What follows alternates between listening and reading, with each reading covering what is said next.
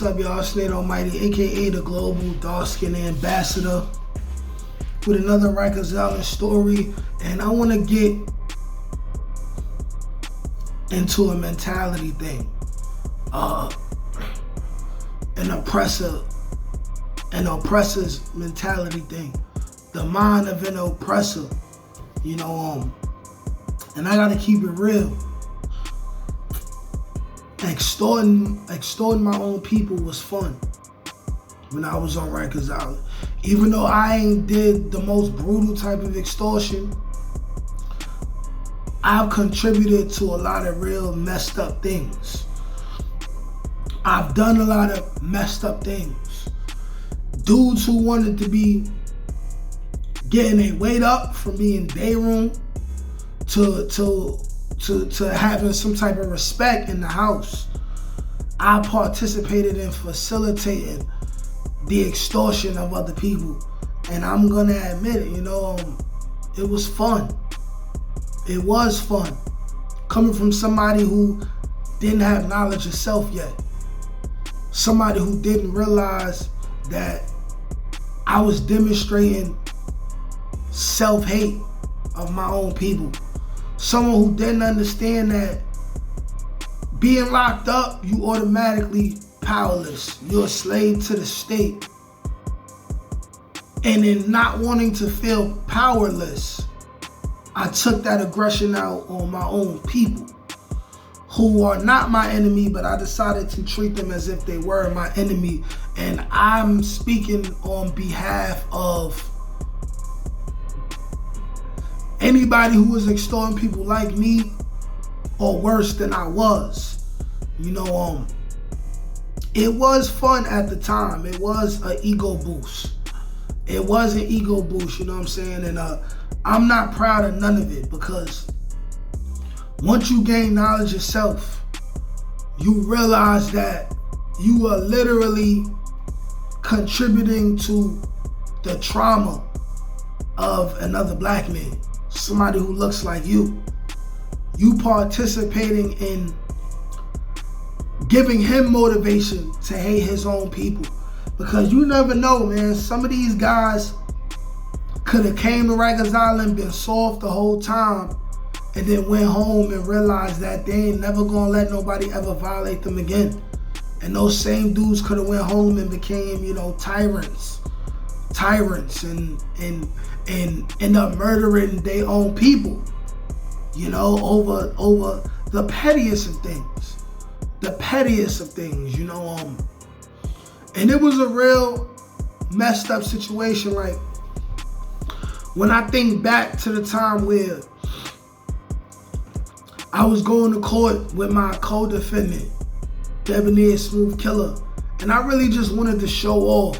So I tried to extort this dude for his PIN number, who was sitting in front of me, who was closest to the window, and he refuses to give me his PIN number.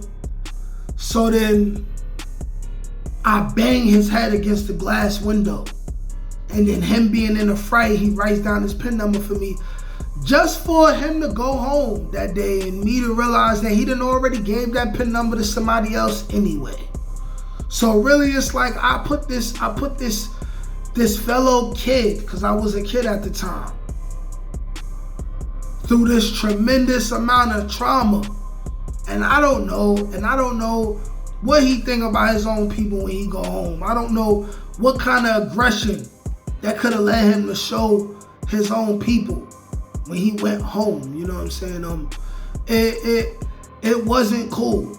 It wasn't cool at all. You know what I'm saying? Or one of the first extortion videos I made, you know what I'm saying, where I was talking about how I had nothing to do with the blood stuff, but then fake blood comes in, and I realize he's a fake blood, and I woke up my boy Leaky, rest in peace, my boy Leaky, you know what I'm saying, and I helped contribute to not necessarily extorting that kid, because he didn't have nothing to be extorted, but I contributed to his oppression, you know what I'm saying, by Leaky making him stand in the nasty toilet and me making him take off his socks, put it into a ball, and put it in his mouth.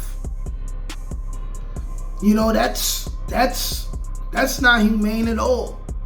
And I remember just at that time, I didn't see nothing wrong with it.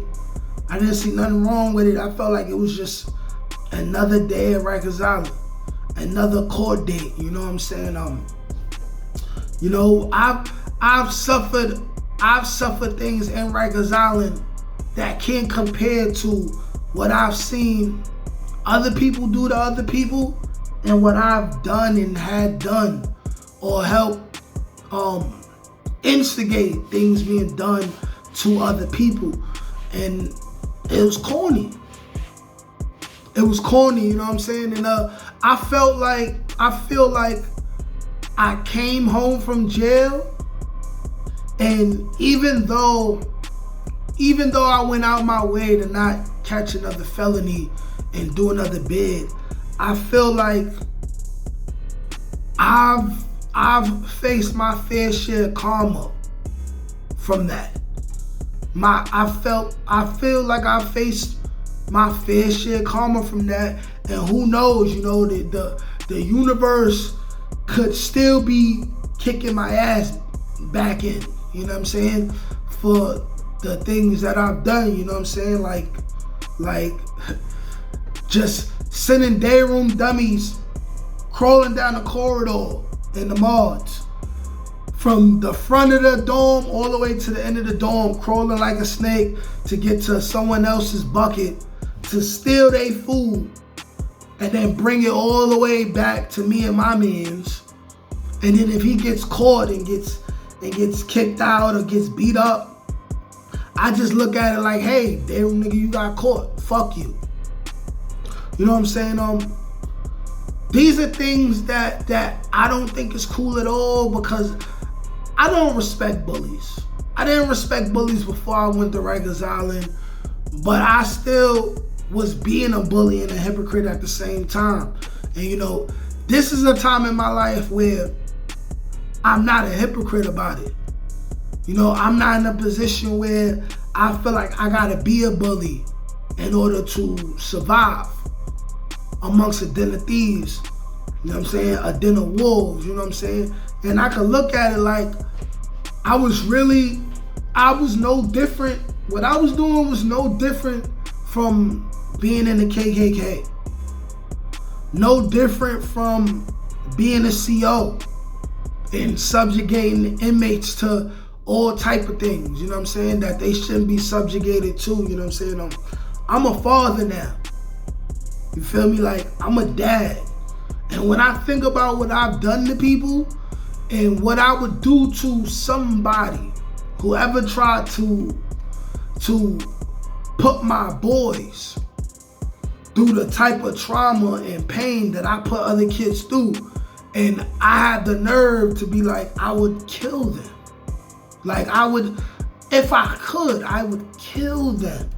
I would kill somebody trying to steal anything from my son, and I feel like my son is not in a position where he can defend himself. You know what I'm saying?